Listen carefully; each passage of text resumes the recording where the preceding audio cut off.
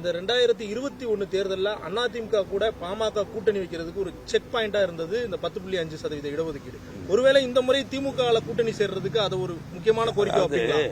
எந்த கட்சியில கூட்டணி எதுக்கான அடிப்படைங்கிறதெல்லாம் இப்ப சொல்ல முடியாது, யோகத்தின் அடிப்படையில் சொல்ல முடியாது. அது குறித்து மருத்துவரையா முடிவெடுப்பாரு.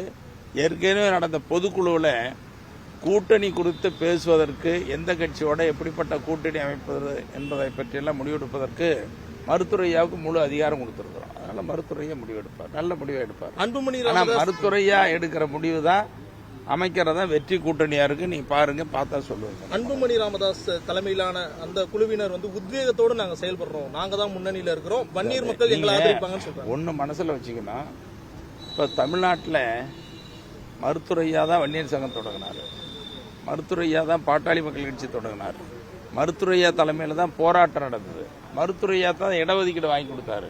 அப்ப இந்த மக்களுக்கு அடையாளம் யாருன்னா மருத்துவரையா தான். நீங்க மருத்துவரையா சொன்னா மக்கள் கேட்பாங்க, எங்க அடையாளம் எங்க முகவரி மருத்துவரையா தான் எல்லாரும் மக்கள் சொல்றாங்க. இதை விட விரைவில் நீங்க பார்க்க போறீங்க. நன்றி நன்றி. பிளே ஸ்டோர் மற்றும் ஆப் ஸ்டோரில் இருந்து பாலிமர் செயலியை QR கோடு மூலம் பதிவிறக்கம் செய்யுங்கள். செய்திகளை உடனுக்குடன் பெறுங்கள்.